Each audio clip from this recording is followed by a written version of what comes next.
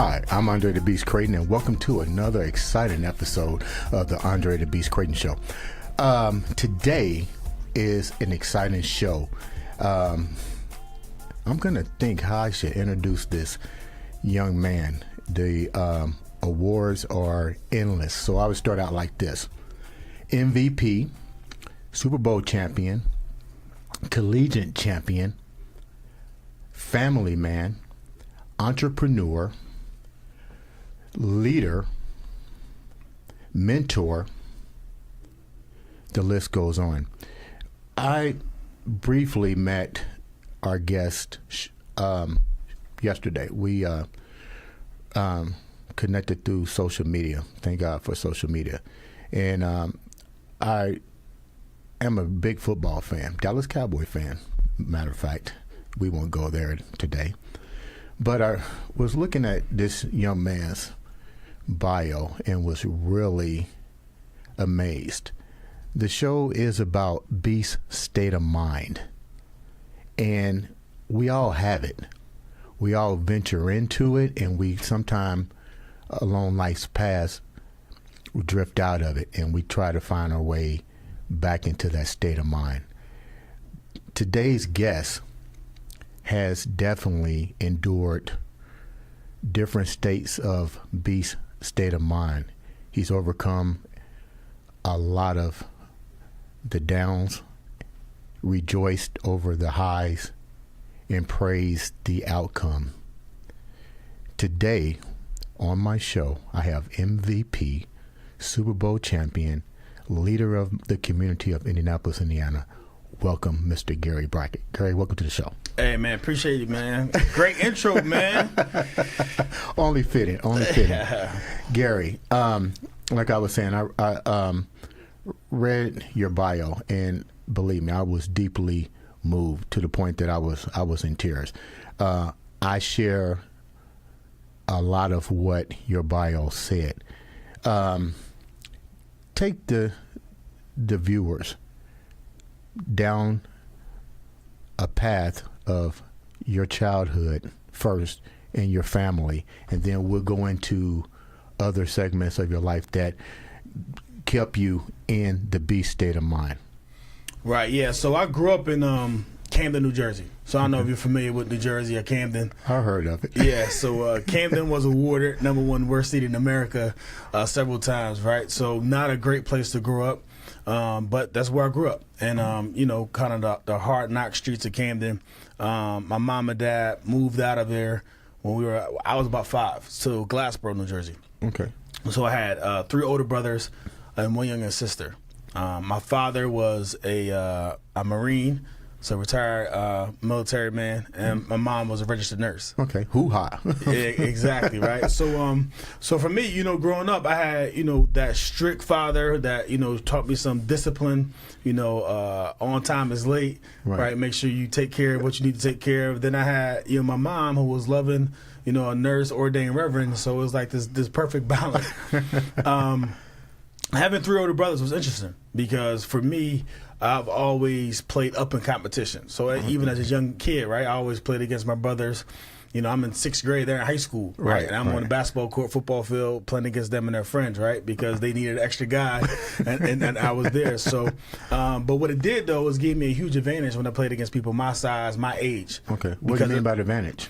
I wasn't afraid. I mean, you playing against kids in high school, you're in 6th grade, right? It's something about being on the 6th grade playground, like, man, y'all can't touch me. I just tackled the dude that, you know, the varsity running back. Right. So for me, it was always just interesting having that tight family community. Multiple sport athlete, played football, basketball, and baseball. All 3 of my siblings did. So, man, it was just always on the road, always at practice, you know, just getting after it, you know, as best I could. Now, your father, Marine, very disciplined.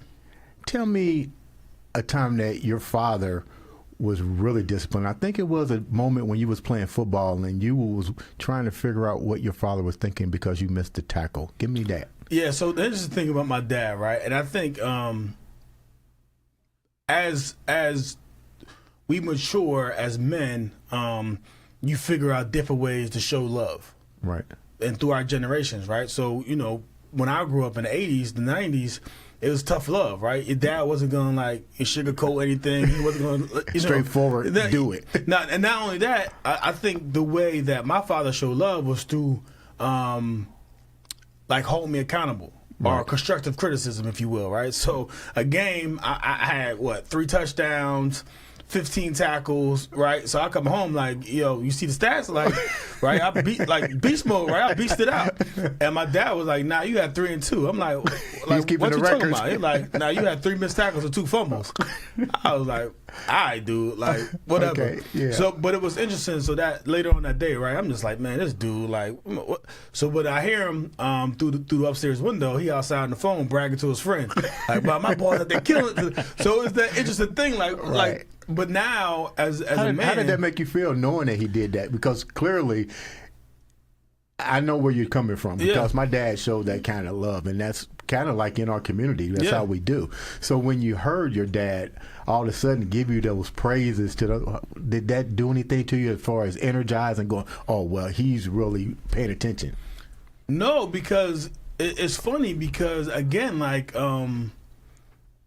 as a kid, I wasn't as mature as I am now, emotional IQ. So I'm like, why this dude playing mind games with me? Like, why can't he just give me some flowers, right? So I've always struggled, like, you know what I'm saying? This, like, he's a hater, like, you know what I'm saying? So I didn't understand, like, no, he just wants me to be my best. He wants me to strive for greatness. And so I took it as like, man, this dude a hater. Like, you know what I'm saying? What can I do? But it's interesting now, with my kids, man, I'm way more...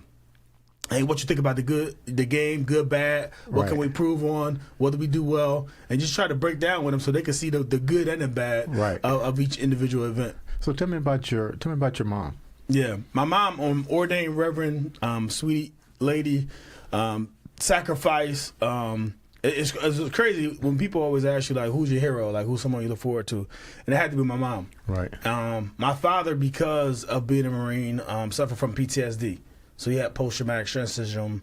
So that precluded him from being at a lot of our games, right? He didn't like being around a lot of people, didn't like being in crowds, loud noises.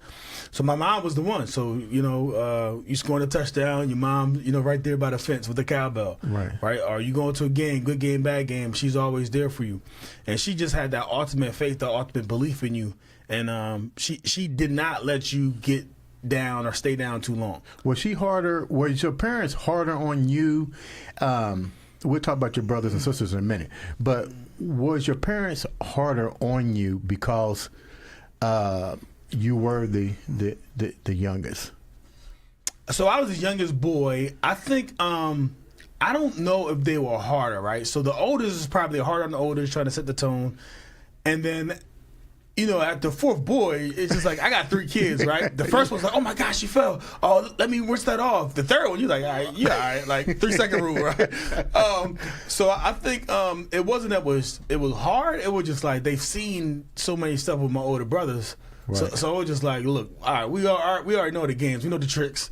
So let us cut you off before you even get started. Right. So you said your mom, she was kind of like the backbone. She now became your hero. It had to be difficult for your dad. So now you're transitioning from 2 parents coming to watch you play to, and really trying to understand exactly what your dad actually has. But I guess your mom was the comforter and said, okay, keep your dreams going. Let's keep going. And she became the role model. So tell me a little bit more about that, your hero. Yeah, I think my mom would like give her last for, and she did a lot of times, right? So I can remember vividly as we got older, right? I'm in high school now. My brothers are gone, but they live like around the corner across the street. So my mom will go out, it's 4 kids home, so she'd get 4 sandwiches, come home, and then the other 2 will be home. Right? So what you do as a mom, right? You give up your sandwich to other kids, right? And I can remember like hearing this sound. I didn't know what the hell it was, but it's my mom's stomach growling because she was hungry because she provided for the kids. Wow. And it's just like, as you get older, you recognize those sacrifices. And it really like, man, like, really makes you even more appreciative of how you grew up and what your parents actually sacrificed so you could, be able to live. You were high school everything. I'm gonna call you Mr. Everything in sports. That's basically what we'll call you, Mr. Everything. But in your high school transition from, you really didn't get a lot of people looking at you because they judged you on stature, the appearance. You clearly proved the doubters wrong. When that came to your attention, how did they bring that to you that you're not the prototype, but you knew you were? So who was able to bring that to you, and then how did you go by addressing it to get the scouts to pay attention to you? On the college level, we on the college level from high school to college. Yeah. So the crazy part, it never happened, right? So like, I had a lot of sharks against me, right? So small school, right? Group 1, Group 4 is the biggest school, so I was at the smaller school. My coach sent out my senior year high school film, like my senior year playoff tape to get me recruited. Right. So no one knew about me. So you was in a division, I know I was in the 4A right, so division. I'm in 1A. You so in 1A, okay. 500 kids in my school, small school. And then I'm high school, 5'10", 210. So just like, is this dude a linebacker? Is he a safety? I'm not fast enough to be a safety. I'm not big enough to be a linebacker. So it was just one of those challenging things, right? But what, doesn't show up on a stat sheet or what doesn't show up on your height and weight is like your heart. Right. And your love of the game and your passion. And if you watch high school film, like my stats weren't like gaudy because we blew teams out. I mean, there was games like second quarter before we went to halftime. Like I got my shoulder pads off because you guys already knew it was a blowout. Because we're up 35-0. Right. So just like I never had the ridiculous stats, right? Because we would dominate our competition. So that was always a challenge trying to get recognized, but walked on to college. So didn't have an scholarship offer to go to college. I had to walk on to Rutgers University. Which college? Rutgers? Yeah, so Rutgers University is in New Jersey. At the time, they were playing in the Big East Conference. Okay. So Miami, back in their heyday. All about the U, baby. Yeah. Virginia Tech, was it Mike Vick, so even Boston College, right, was a powerhouse. So we played against some really great competition, man. But yeah, I went there as like a recruited walk-on, so the coaches know about me. But yeah, I had to kind of earn my way to kind of get a scholarship. Did you get the scholarship? Crazy story, right? So my dad calls me, right, my second year in school, and he's like, hey, he's like, I got bad news. I was like, what's up? He was like, yo, your tuition bill came. I'm like, all right, like take care of it. Like, you know what I'm saying? Like I'm a kid. Like money grows on trees, right? Like y'all figure it out. He like, yo, we've refinanced our house twice. We don't have any more equity in our house. Like we can't afford your tuition. You have to come home. Wow. And I was like, dang. So I go to my position coach, like, hey, coach, I'm sorry, man. Thanks for the opportunity. I got to go home. He was like, home? He was like, you're like second team backup? You starting special teams? Like, what are you talking about? Yeah. Like, I don't got a scholarship. He was like, what? There's 100 kids, so they don't know who got a scholarship. He doesn't, new coach. So he's like, let me talk to the financial department? No, financial and the head coach. Okay. And let me tell him. So he talks to the head coach. He's like, hey, no promises. Coach may or may not talk to you, whatever. So I'm like, hey, man. So I'm like, no promises. Like, I got my Honda Excel hatchback filled to the brim. I'm out of here. Like y'all got to, like, kick me when I'm down. So now he calls me like, hey, coach, want to see you tomorrow morning. So I'm like, I got my car packed, right? It's a funny thing about that car, Honda Excel. I think it was like a 1989. They don't break down, bruh. 50 on the highway, that thing shook, right? So it's just like that's why my arms got so big. You know what I'm saying? But so I go inside the coach room, Coach Terry Shea, and I shake his hand. Hey man, thanks for the opportunity. He's like, yeah. He's like, so I heard you got to go home, huh? You don't got a scholarship. You can't afford tuition. I'm like, hey man, I can't, right? So he's like, I just want to tell you, man, we're going to recruit players that are bigger and better than Gary Brackett. So I'm like, don't kick me when I'm down. Like, bro, like, I get it. Like, I'm out. Like, but he was like, and I was like, so I'm put off. So now I'm like to walk out like, all right, bro, like, I ain't trying to like hear this before I get out of here. But he's like, hey, wait. He's like, but you know what, man? He's like, you work hard. You're first in every one of our drills. You give me everything you got. And honestly, I wish I had 53 Gary Brackets. Wow. Like a kid just dropped out of school because of grades. We got an open scholarship. I'm going to give it to you. You got a scholarship. Wow. That had to like really set your mind at ease. So I'm like, So I'm crying, right? Emotional, give him a hug. He like, yo, like, he don't know what it meant, right? So this next moment changed my life. So I go in the locker room, and my buddies was like, yo, what you in here for? Like, I'm dressed to work out. They're like, I thought you was going. I was like, yo, I got a scholarship. So we clowning, like we happy, right? So I never forget, this dude comes to me, Wesley Robinson, right? 6'3", about 245, 5% body fat. So he come over there like, he buffed. So he, yo, what's going on? I'm like, hey, I get a scholarship, man. I get to stay. And he looked at me, and then it changed my life. He said, scholarship? You should worry about starting. Then he walks away. I'm like, starting? Right. Bruh, I just wanted a meal plan. Yeah, like, yeah. You talk about starting. Like, I was the kid waiting in line for you to swipe me in so I could go eat. You know what I'm saying? I had 40 meals in my. So I'm like, bro, I can eat. Like, what are you talking about starting? Yeah. So, but that night, right, I go home and that keeps on playing in my head. Like, man, you should worry about starting. I'm trying to go to sleep. You should worry about starting. I'm just like. So then, like, you make a deal with yourself. Like, so you ask yourself the question, like, what would it take for me to start? So now you're playing with the devil, right? So now you like, yo, you gotta start waking up earlier. You gotta stop eating bad food. Stop putting junk in your body, right? You gotta stop drinking so much. You gotta watch film. You gotta be dedicated in the weight room. So you get this list of all these things you gotta do, right? And then it's just like, you know what? I'm gonna commit to this list. So before the list even came out, before the guy approached you, the coach recognized your abilities. Yeah. So did the thought of ever starting even hit your mind, or was it more, you was more academically driven than you were sports driven? I guess that's what I'm trying to say. No. So the thing is, right, so I was always athletic, right? Right. But I wasn't disciplined. Okay. So, you know what I'm saying? I was at the time 245, right? I played in the NFL 225. Okay. So I'm fat, out of shape, right? And I wouldn't get a lot of playing time. So when I was getting there, I always thought I got to hit a home run. So I'd be guessing, you know what I'm saying, not doing what the play calls me to do. So while I was talented, while I was strong, while I was fast, quick, like I never had an opportunity to really lock in and stay focused and stay disciplined to get it. So they recognized it in me, right? I was starting special teams. I was a backup, but they couldn't trust me. Right. Okay. So doing all those things that I made on that list gave them the ability to trust me, which then gave me the ability to be the starter. So what he said really impacted you. I mean, changed my life. And it's this poem called "The Mean Was Higher." And it was like, I work for a penny, like owning it alone dismayed. Like, so it's this guy who talks about he worked in the store for a price, right? And the thing of it is, we all have this option to ask life for what we want.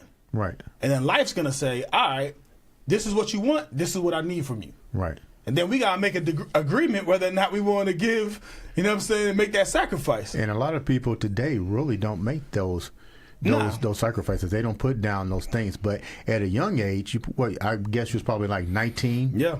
You know, that took a man step to say, let me sit back and really put down my weaknesses. Mm-hmm. What do I need to do to get to that level? So when you start putting these things into play, how did your life begin to change?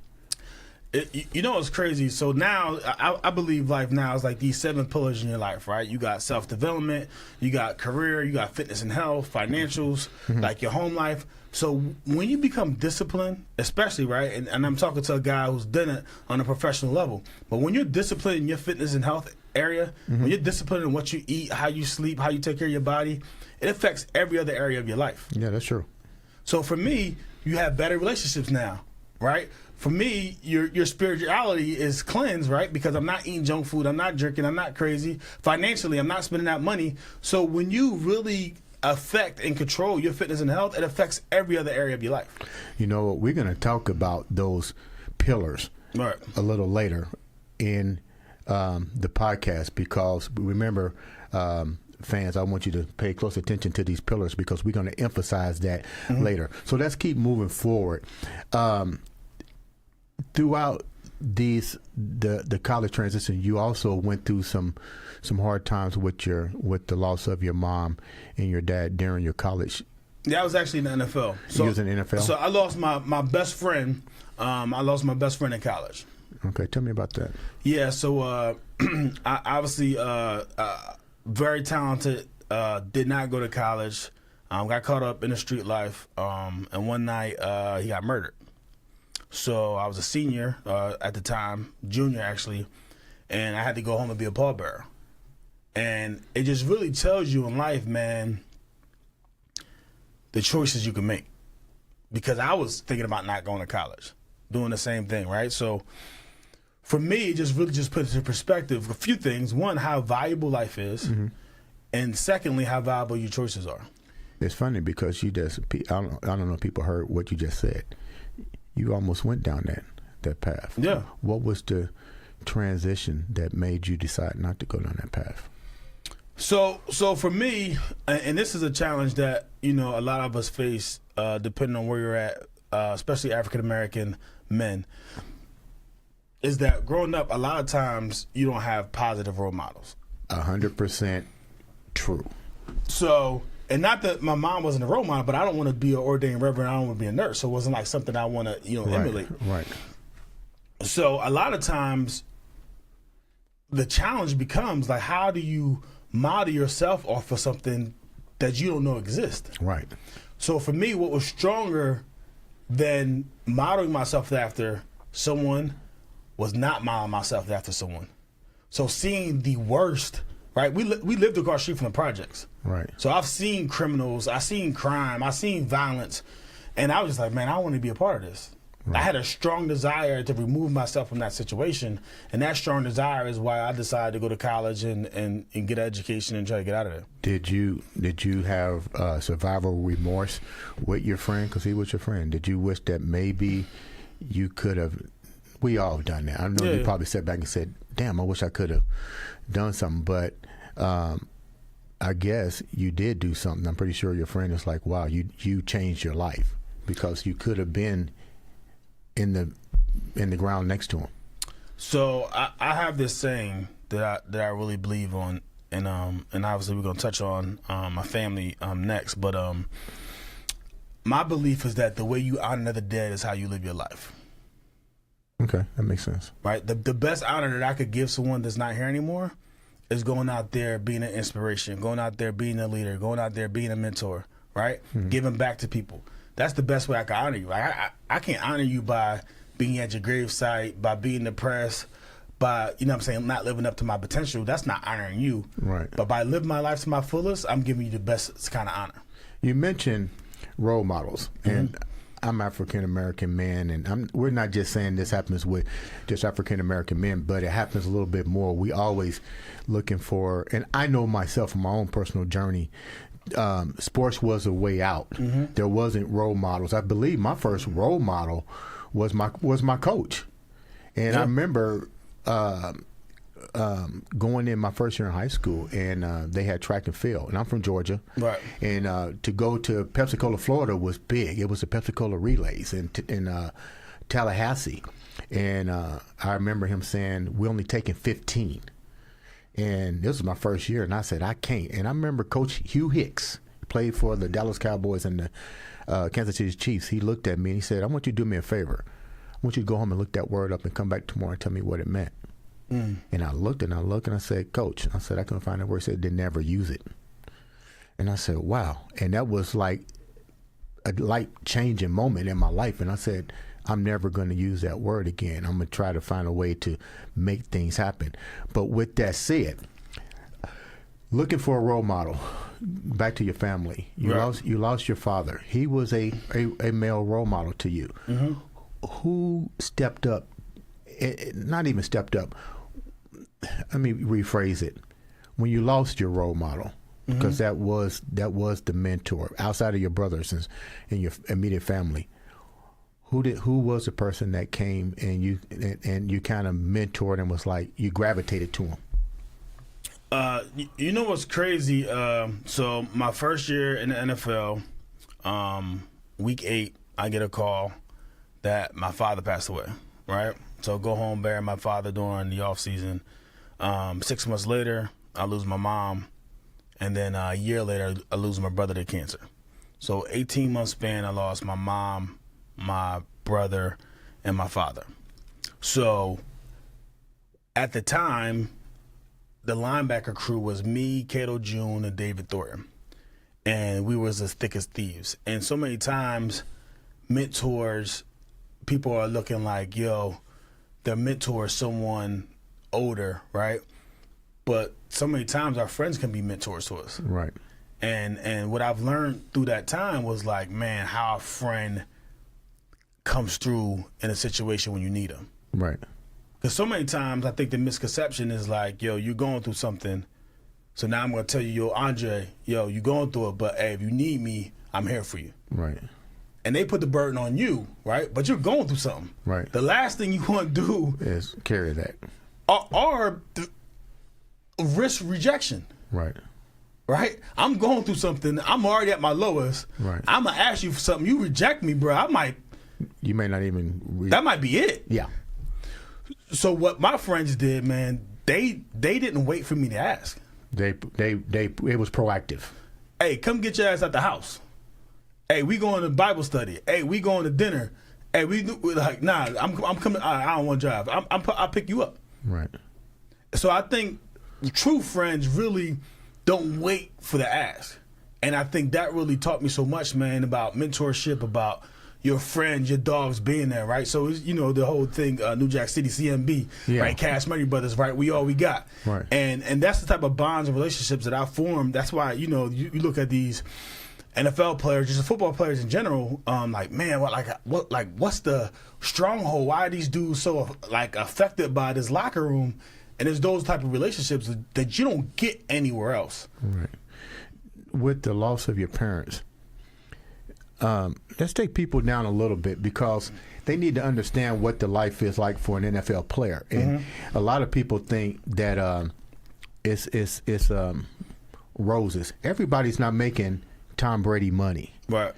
You came on pretty much as a walk-on. Right. Your job wasn't guaranteed, and I believe, if I'm not mistaken, you wasn't even signed yet while this turmoil was going down. It was my first year, rookie contract. My signing bonus was $2,000, right?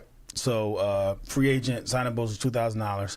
So I spent a bunch of money because I had to go home, I had to rent a car, so I got here and I got my check for $1,200, and I was like, yo, I got $2,000 where my money at. It was FICA, right? Taxes, SUDA, food. I'm like, they're like, yo, taxes. I'm like, what? So I'm in a hole day one in the NFL, right? So not only did I have millions, I'm negative in my bank account. And people really don't understand that. A lot of NFL players, now it's changed. They have financial assistance and stuff, but when people look at it, they be like, man, that dude was balling. But a lot of NFL players start out in the negative for some reason, maybe mismanagement or the ability not to know what their money is, or maybe not even having an agent. Did you have an agent? Yeah. I think they have agents, and I think, obviously some players spend money before the draft and then don't go as high. But I think now, one, they're getting paid a lot more money. Yeah. Right? I definitely was born in the wrong decade. But second, I think, they're being smarter. I think the internet, man, it just has so much information, and guys are learning from, some of the other guys' mistakes. But I think they're doing a better job of educating, better job being smarter. But the reality of the situation is the average NFL career is 2.5, 3 years. Right. Well, look at Dak Prescott. I mean, people were like, okay, give him the money, don't give him the money. This guy just got hurt. Yeah. Done for the season. So, but not to focus on the money. So what I was going with that topic was, people needed to understand that maybe you wasn't even signed yet, or you didn't have the mega money, but you're still trying to keep your family intact because, you have deaths in the family. You're going back and forth. That's a lot on your plate at the age of what, maybe 22, 23 years old? 23. You now are a man. So the crazy part about it, right, is that, NFL players, they're not born sophisticated into money. A lot of us don't come from families and situations where we're taught money, we're taught finances. So for us, we feel like there's so many people who got me here. It's our money. Right. So for me, it's just like, I give my last. Like, my brother was dying of cancer. Like, I'd have emptied my bank account if I could have found a cure for him. Right. I mean, I emptied my soul, right? I gave him a bone marrow transplant. But just the type of dudes that we are, right? Because for me, it's always more important than making the money was the person you become while you make it. While you're making it. People don't understand this, too. During the time that your brother was going through this cancer, I guess people don't understand what a bone marrow transplant actually means for what you did for your brother. You had to literally get injected with a flu-like symptom. Right. Help assist your brother. Then on top of that, report to camp and be in condition to keep your job. Right. Tell me about that. Yeah, so second year in the NFL, we're going into training camp in May, right around my birthday.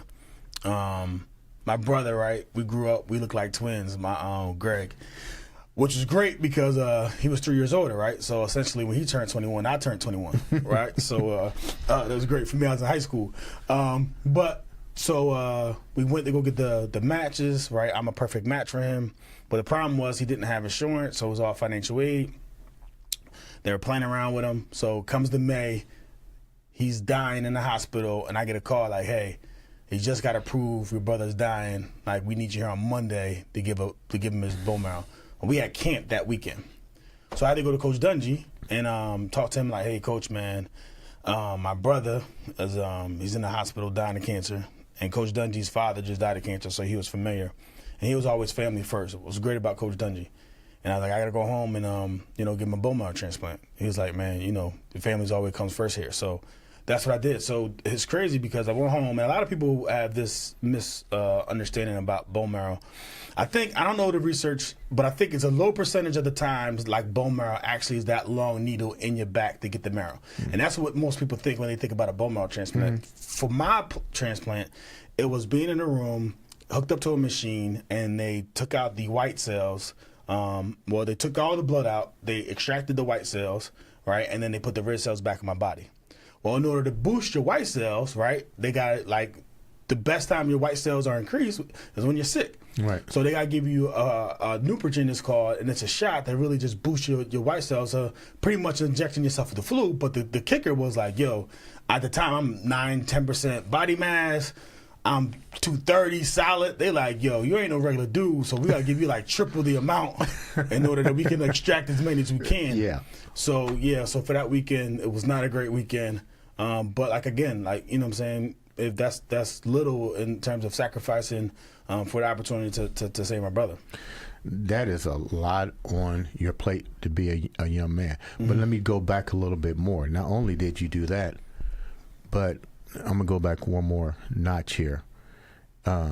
Your mom, you did something. You had to make decisions that a person of your age, it had to be difficult, right, to make the decision. Let the viewers know that. Yeah. So again, first person in my family with a college degree. Now I'm in the NFL, right? So of course, my father's gone, so I'm the head of the household, right? So my mom's in the hospital. She went in for a routine surgery, and she had a stroke on the recovery table. So now we're in the hospital, had to make some tough decisions about, what should happen. And my mom was a reverend, and she was bubbly, she was alive. And as the stroke progressed and got worse, her condition got worse. So her brain function was almost at 5%, meaning that she'll be a vegetable for the rest of her life, right? So she's still alive because she's hooked up to the life machine. So I drive home, and I remember this episode of Seinfeld. I don't know if you watch Seinfeld. I love Seinfeld. So, Kramer. Yeah. So it's one episode where I think the father was in the hospital, right? And then every time he's hooked up to the machine, the wife comes in, and the machine goes off the hook, right? Yeah. So then she leaves, it comes back down, and then she comes back, and it goes off the hook again. So then he was like, yo, Mom, you're killing Dad. Every time you come to the hospital, his level's off the hook. And then the father was like, nah, my heart still flutters and skips a beat every time I see your mom. She's the love of my life. The whole thing, I can't live without her. And it just really made me think about my mom and my dad's relationship, right? They were together 20, 30 years. And it's one of those things, my mom lost her best friend when my father passed. So it was selfish for us to keep us here at 5% brain capacity, where she wanted to, go home and be with my father. And in addition to that, being a Christian, I just believed that if God was going to make a miracle, that he didn't need a life machine. Right. So the next day I kind of went to the hospital, I made the decision for the family to take my mom off the life support machine. And if the miracle was going to happen, God wouldn't need a machine. So unfortunately, it didn't happen. She went on to be with the Lord. But I think, again, just perspective, man. And why do you think your family put you in charge of that decision? I think education, and I think, I've always been a leader. Okay. And a part of being a leader is sometimes you got to make the unpopular decision. Okay.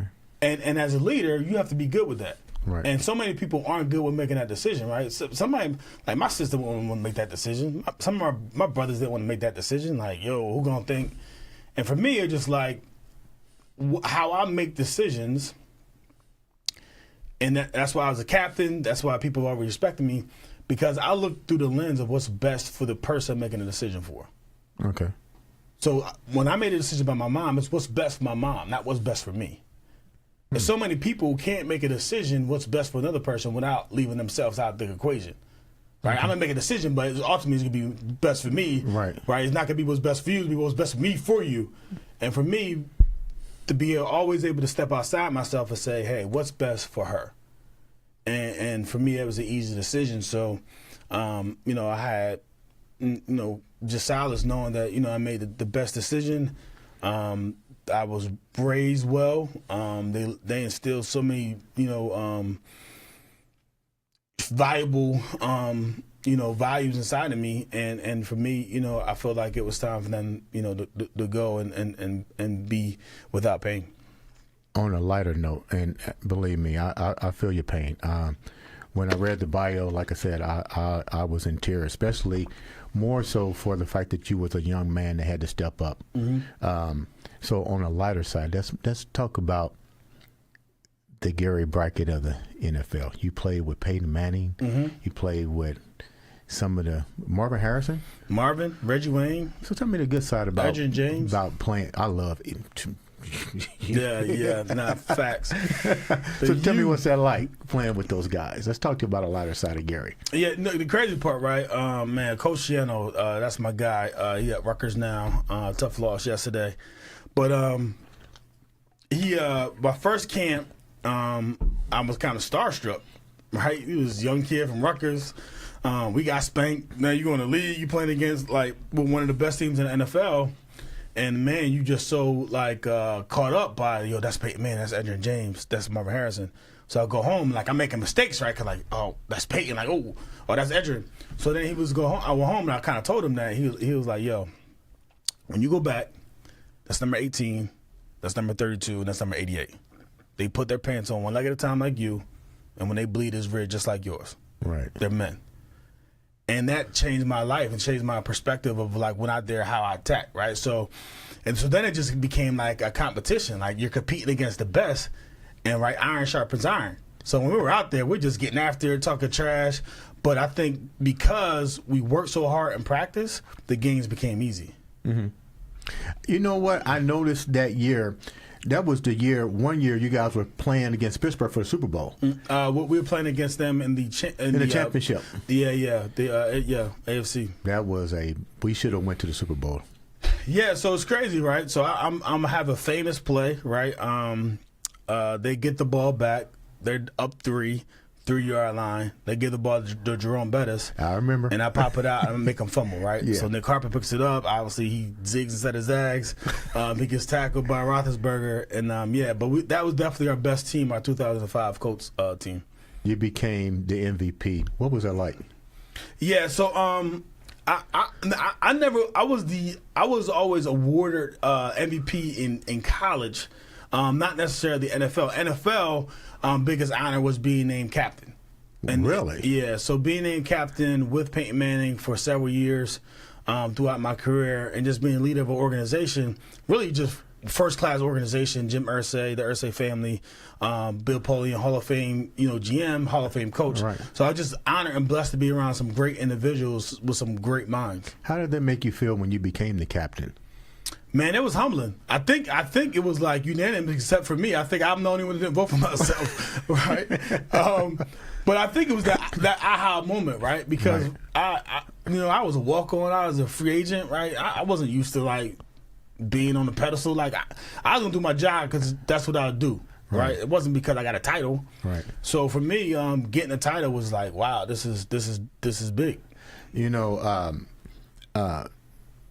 clearly your beast frame of mind has gone in and out, and now is still moving forward.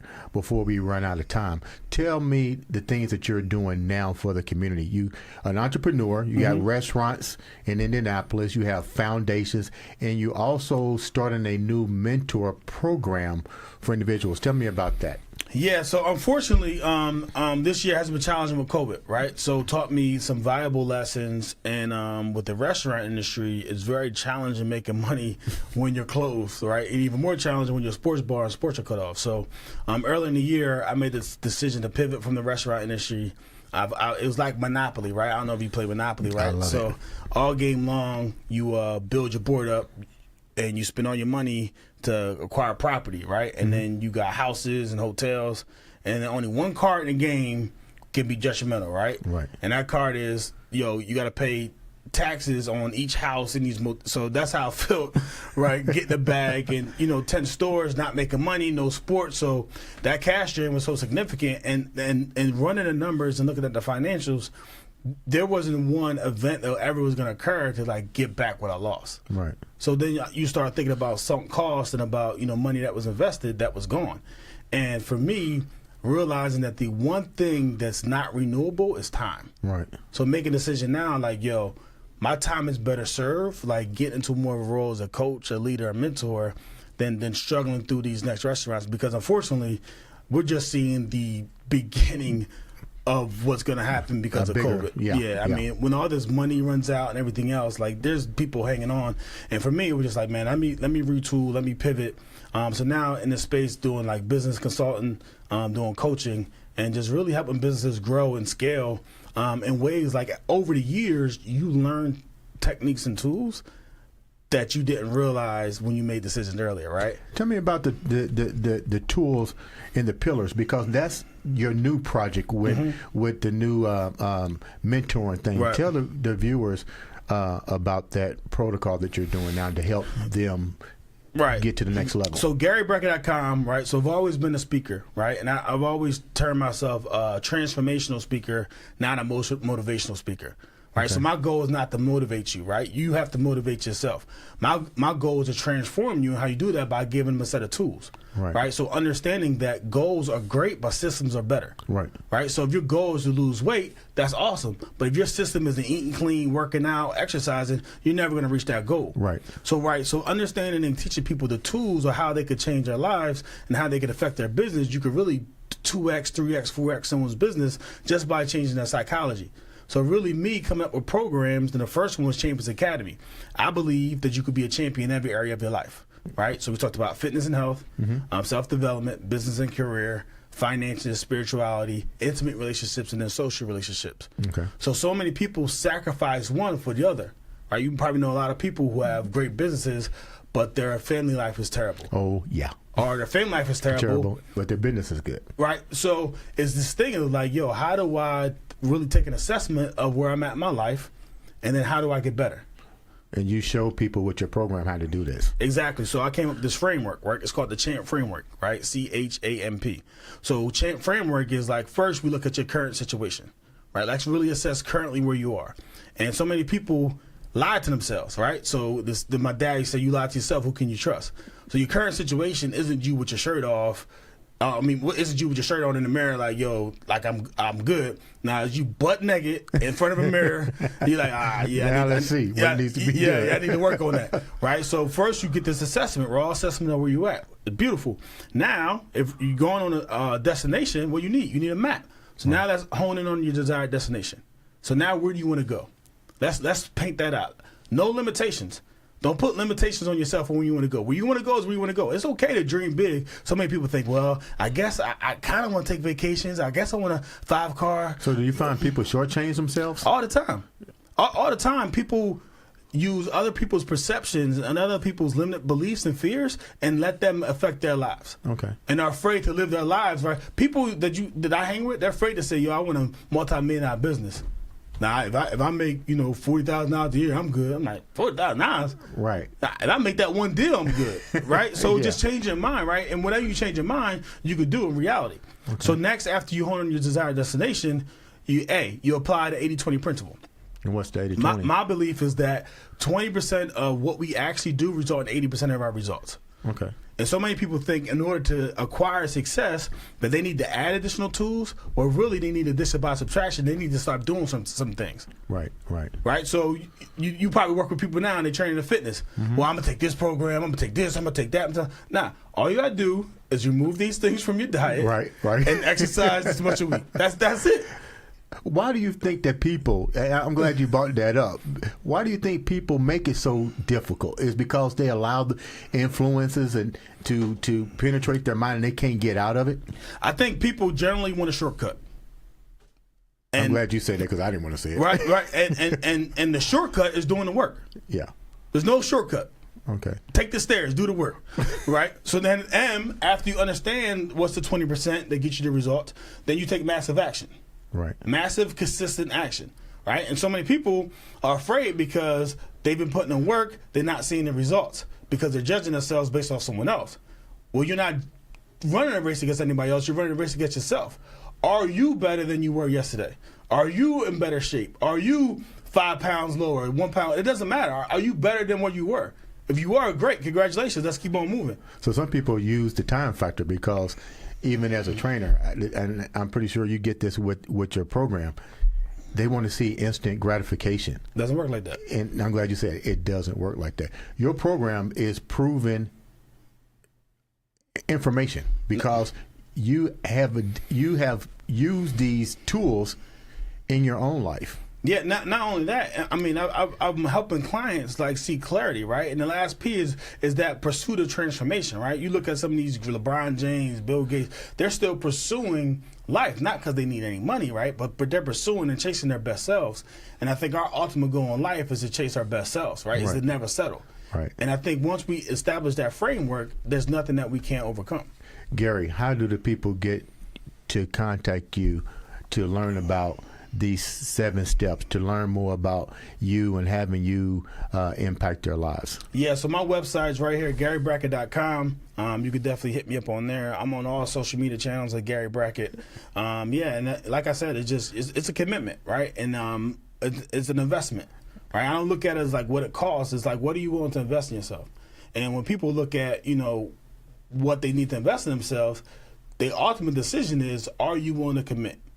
And if you want to commit, it doesn't matter what you invest because an investment is going to give you a return on your dollars. Right. And if that return is there, if you tell me, give me $1 million, I'm going to make you 2, right? I'm going to find a way to get you $1 million. So it just really people reprogram their brain and really asking themselves, what are they willing to commit to? And when they make that commitment, man, their lives can change. Ladies and gentlemen, that was Mr. MVP, Mr. Captain, Mr. Everything, my man, Gary Brackett. Gary, thanks for being on the show. Hey, we will have you back to talk about more of your program, the 7 steps. I encourage individuals to reach out to Gary. Right now, we need programs like what Gary is putting together. And the reason for that is because we need to learn how to rebrand ourselves. Not of color, not of race, but in general, we need to know how to rebrand ourselves. And clearly, this program is the tools, the pillars to getting you started. Start investing in yourself. Gary is definitely in the beast state of mind. He's moved himself in the beast state of mind. He's always been there. Gary, if you have one thing to tell to the viewers to keep them strong during this questionable time that we're dealing with, like to give a shout out to the election. I don't like to get political, but you know what? We need to give thanks that we've made history. We have the first African American female, long overdue. I call it like it is. It's long overdue. With that, Gary, what can you leave our viewers with to keep them strong during this questionable time that we're dealing with? The one thing I would leave them with is this notion that success leaves clues. Right? Success leaves clues. Like, stop trying to do everything on your own. Stop trying to figure it out on yourself. right? People have been where you've been before. They have succeeded. They have won in life, and there's a blueprint on how you get that done.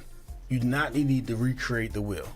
There's a system that, if you put in place, will change your life. Ladies and gentlemen, that's the Andre The Beast Show. Gary, thanks for being on the show. Thanks. Tune in for another episode of the Andre The Beast Show.